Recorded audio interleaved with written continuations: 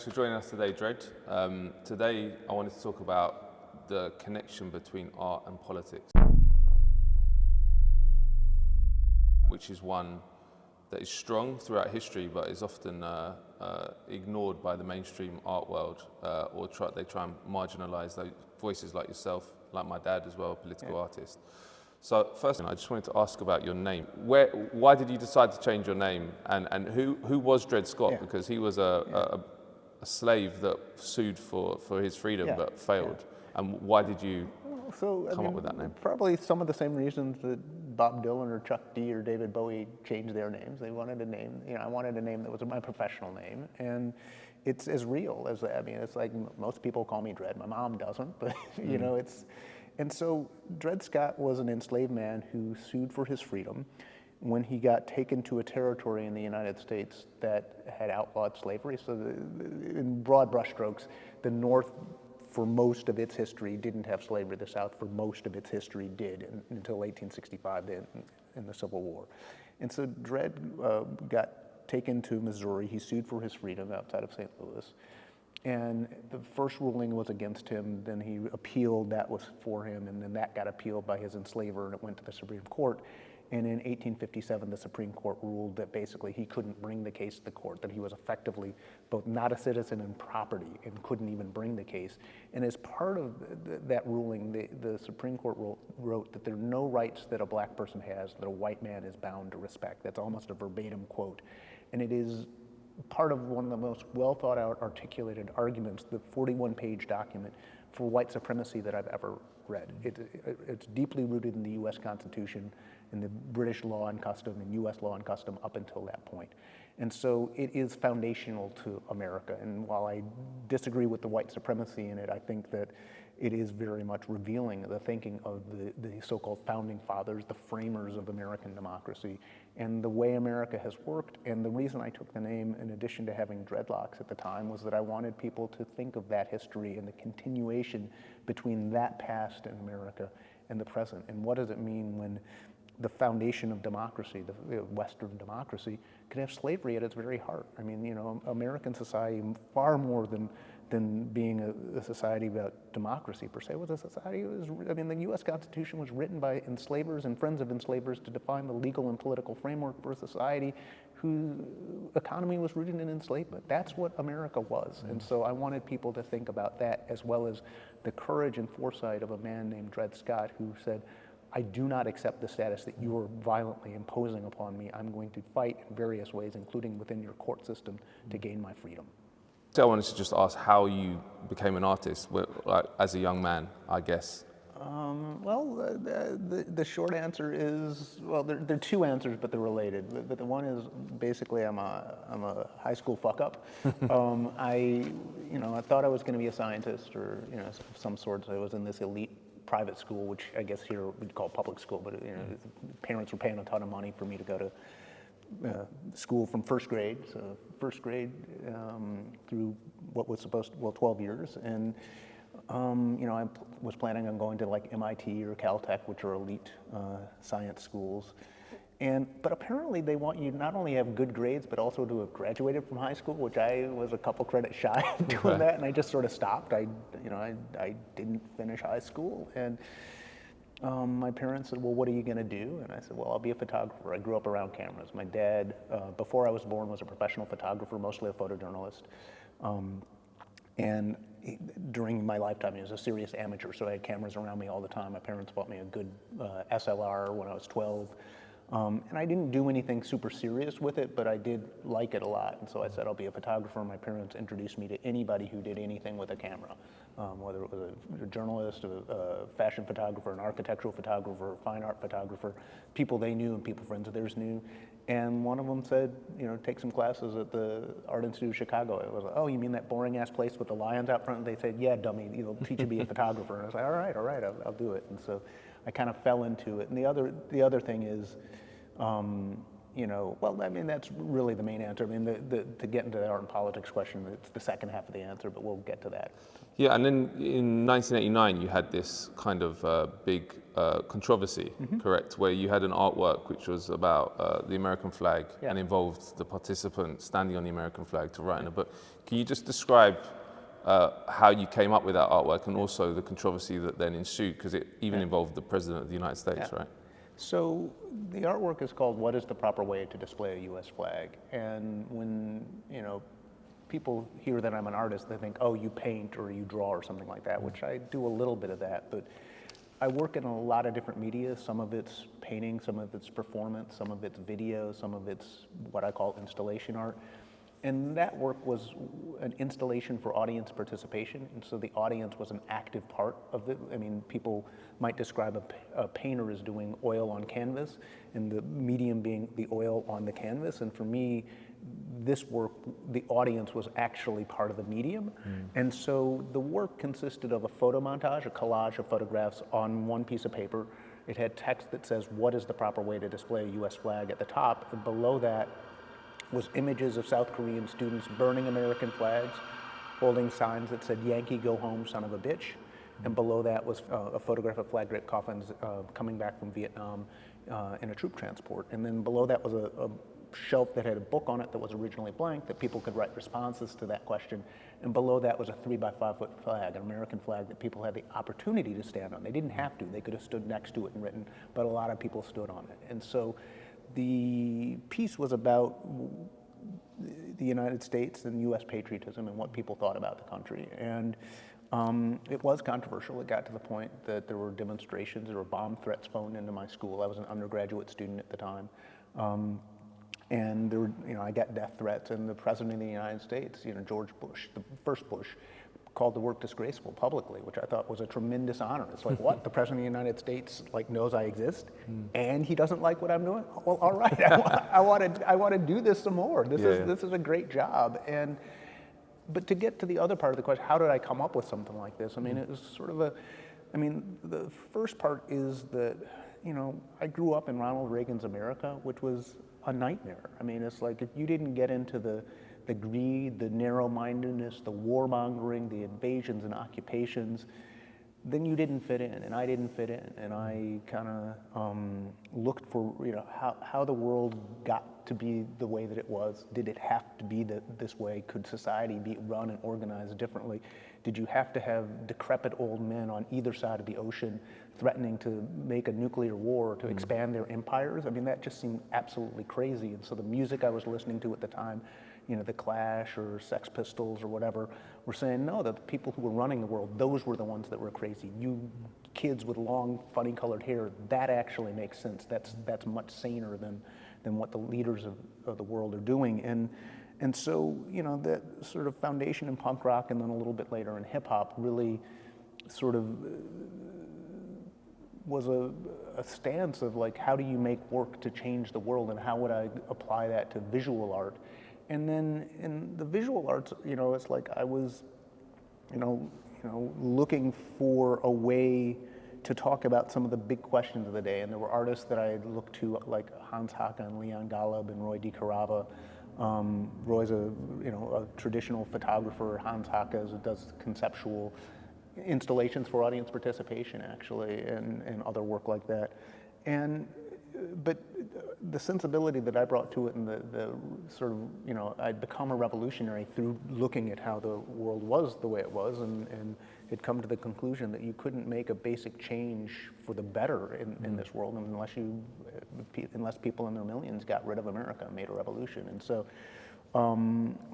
the work that I was making was trying to talk about that, some of the big questions of the day. And George Bush, who was president, had campaigned on sort of a renewed patriotism, a reinvigorated American patriotism, and specifically, in the 1960s and 70s, when I was coming of age, a lot of people were not patriotic. I mean, a lot of vets who'd come back from the Vietnam War were throwing their medals back at the Capitol and the White House, and some had even said, if we have to fight again, it'll be to take these steps, there was a great dissatisfaction and disaffection with the United States. A lot of, black people have gone through the civil rights movement, the Black Power movement, there was the women's liberation movement, the gay liberation movement. And so that kind of fed into people not being super patriotic. And here Bush was talking about how we need to, America doesn't have like a king or a queen. We need the flag to sort of unite people. And I'm like, all right, I need to make some work specifically about this.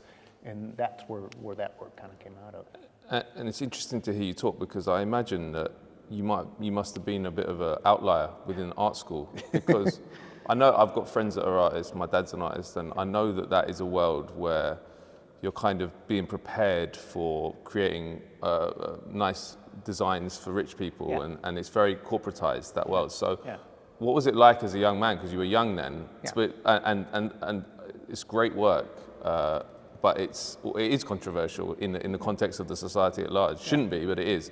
So what was it like for you? Like, were you an outlier? And how did you have to really push back against the attempt to kind of get you ready for the nice corporatized art world? I mean, yeah, but more it's like, if you're reading Toni Morrison or listening to Public Enemy and NWA, you're growing up thinking that art should challenge the status quo, and if you do that, which I did, I just wasn't looking at how to make work for rich people. And in fact, in the visual arts back in, and I was in school from 1983 to 89, nobody thought that there was a career in the arts. It just, it just wasn't possible. It wasn't, I mean, you made art because either you were too stupid to do something else, or, and by stupid, I didn't mean you weren't smart. It meant like you weren't smart enough to think, oh, I'm gonna be hungry, I'm gonna have to struggle. Or that you just had a burning passion or some combination of the two. And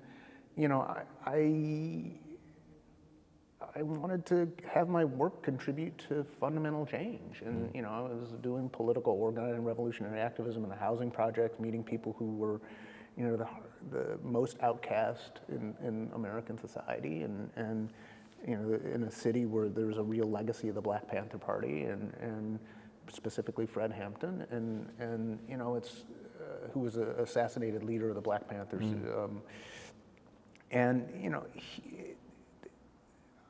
I wanted to make work that helped change the world. I wasn't thinking about how could I either have a cush living or how can I make work that would be kind of critically acclaimed, especially by rich people. And when you're young, you maybe are a bit naive and sometimes even oppositional to people just say because they're rich. It's like, when I was younger, there's like a saying like, eat the rich. And it's like, well, yeah, multimillionaires and billionaires can be real assholes, but some of them actually are trying to do good things in spite of themselves. I mean, some of the musicians I liked, they were very wealthy people. They were trying to do good things with the world. And the problem isn't individuals with money per se, but the problem is the system of capitalism, and that's the problem. And yes, a lot of people who have a lot of wealth shape society with that wealth, including the culture, and that's a problem. And so, I at the time didn't think I was going to be rich. I also didn't think my work would have a wide audience in a certain sense. But then I had this really controversial work when I was 24 years old, which not only was sort of troubling the powerful, which was great, but it was reaching ordinary people. I mean, people in housing projects are not mostly thinking about contemporary conceptual work by previously unknown art students, and yet people were standing in line for over an hour to see this work. People were calling into talk shows from all over the country. There were articles about the work in the London Guardian, and papers literally all over the world. And I'm like, wait, this work can really matter. It can make a difference. It can talk about profound, important social questions. You don't have to, you don't have to be a popular musician or a movie, filmmaker.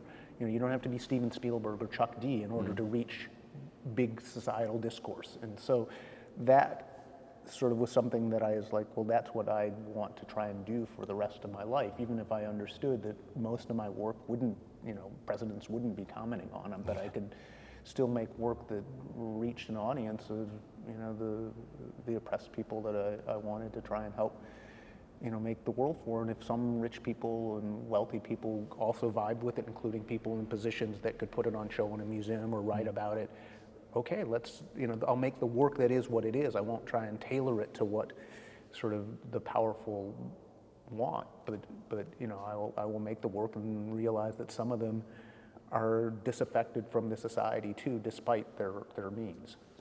And one of the interesting things that I think is what shows from that early work as well up to now is like, which I really like, is your propensity to try and get the spectator involved in the art, which kind of is really powerful, I think, because for me, a lot of the gallery is kind of, you're separate to the art, and it creates this wall between you. Whereas if you make, as you say, in that case, it was possibly standing on a flag. Then you did a huge reenactment of a slave rebellion in 2019, I think. Can you just talk about why you think that's powerful and why you think that's what, and why you do that a lot with your work? Well, I don't only do that. I mean, a lot of my work does the audience as an integral element, and that's important. And I think that when I use that, I use it because it's effective. But I also have some work that's just like, a painting on a wall. Yeah. I don't think there's no one art form that is inherently better or worse for any given question. But with the project you just mentioned, Slave Rebellion Reenactment, that reenacted the largest rebellion of enslaved people in the history of the United States. There was a rebellion that happened in 1811 outside of New Orleans, which is in the southern part of the United States. In 1811, the economic foundation of New Orleanian society was slavery, enslavement. And the people at the time, the enslaved people, recognized that the only way they could get free was by rising up and overthrowing the system of enslavement and setting up a new sort of an African society, a republic in the New World. And that was a really radical vision, and it was a hidden in a suppressed history, and I'm like, that's what I want to reenact. I want to actually show the connection between that past and our present, not just that the foundation of our present in terms of the horrors and the racism that exists, but the path to liberation is also, the seeds of it are in this rebellion. And so, I did that with 350 reenactors. We marched in period costume for 2 days with machetes and muskets and sickles and sabers in the locations that would have been sugar plantations, slave plantations, or work labor camps, and are now oil refineries and strip malls and gated communities and trailer parks. And we marched for 24 miles and we chanted, "On to New Orleans, freedom or death, we're going to end slavery, join us." And it was a situation where there were these 350 collaborators that were part of this mission, but then the audience was people who just happened to be in the area or knew about it and would come to watch it.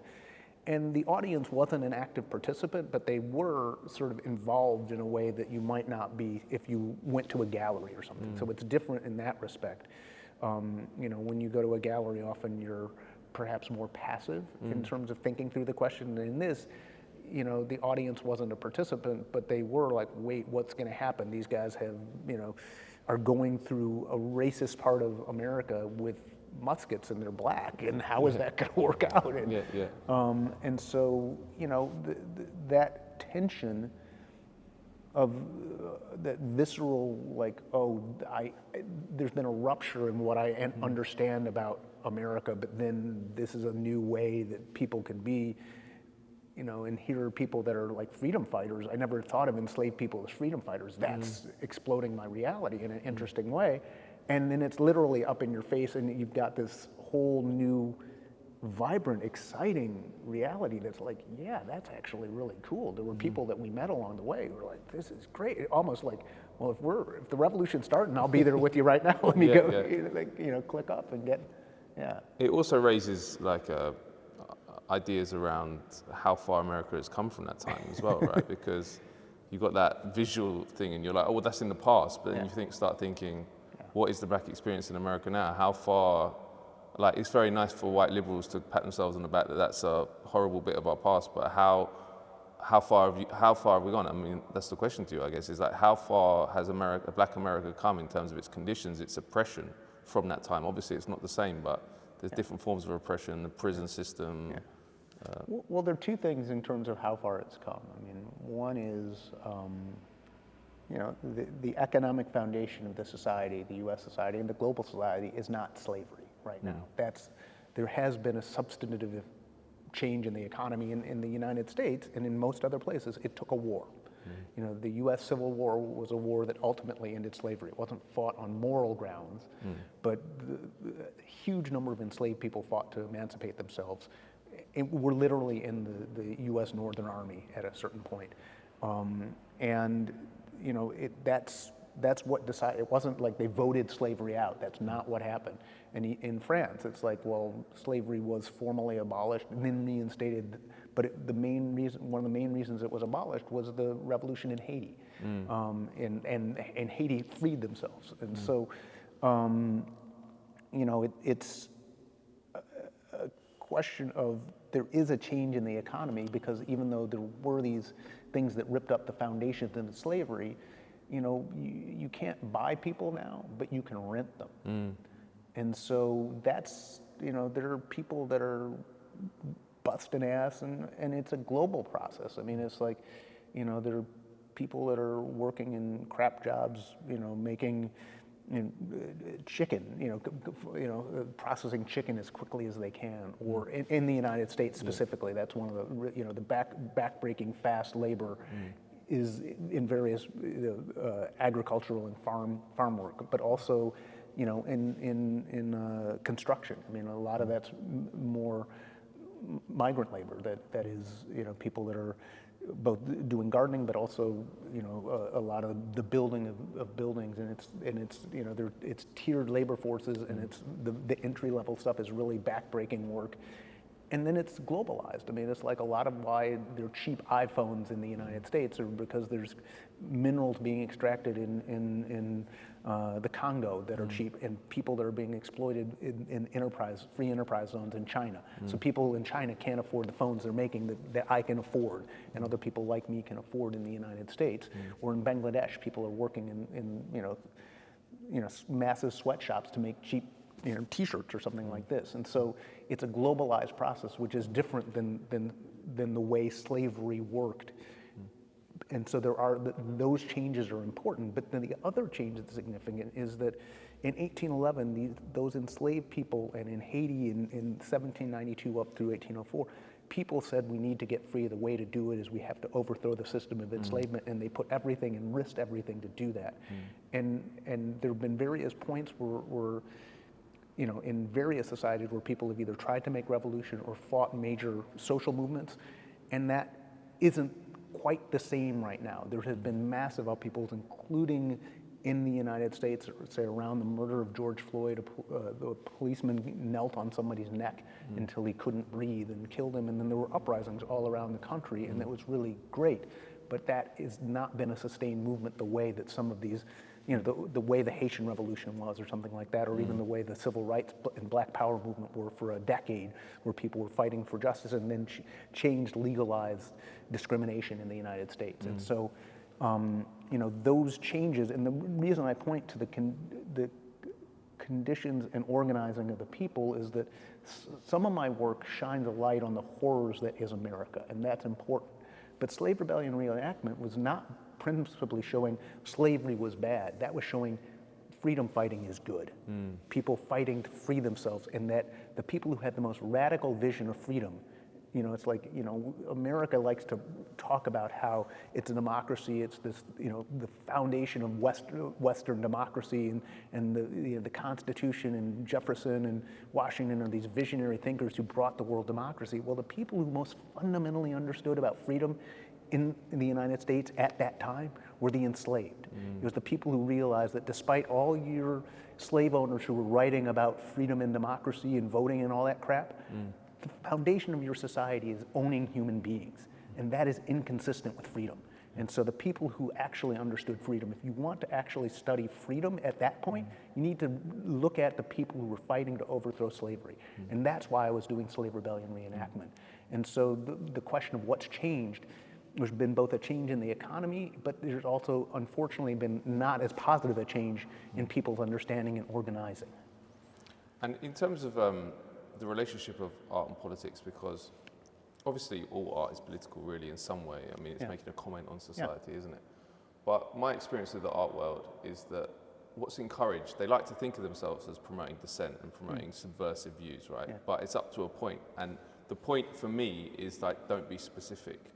Like as soon as you start, which is, you don't play by those rules, neither does my dad. Yeah. But like, if you start putting American flags, if you start naming specific companies, like then you're out the door. What they want is kind of oblique sort of hints.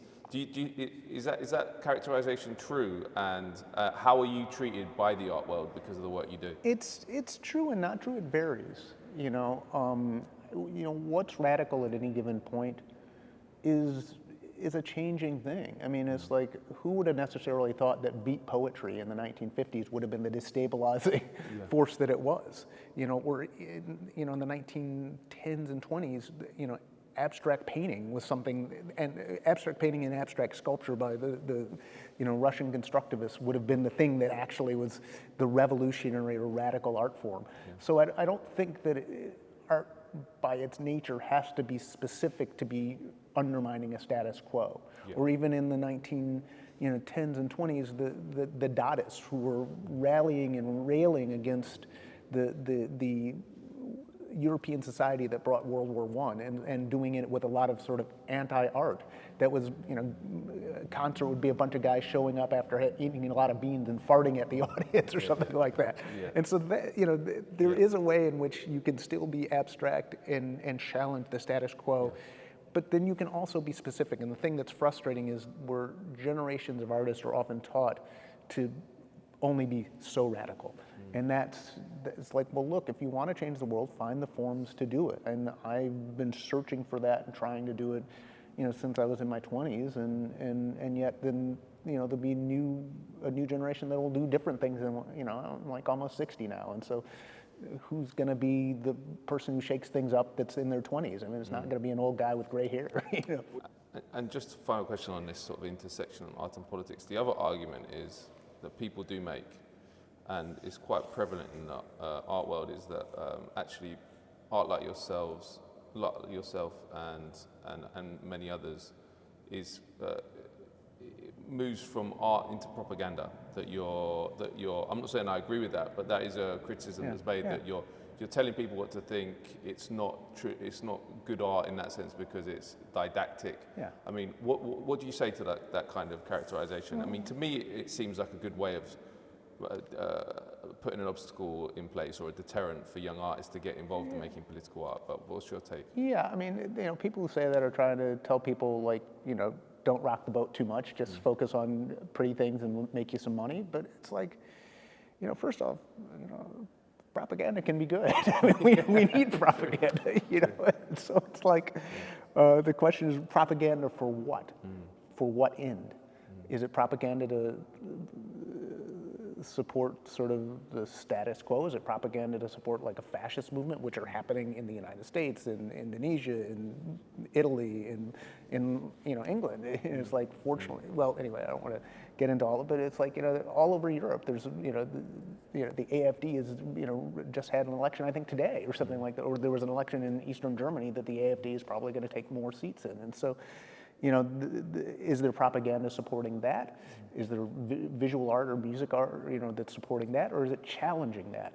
And so, I think that knowing which side you stand on is the important question. And then, the art has to be good, and it shouldn't be boring. I mean, it's like I don't think that my work is didactic. I think there's a lot of richness and complexity and openness to it, but I think that people whose criticism is of my work and other work like it is that it's too close to propaganda or didactic. They don't like the politics of my work.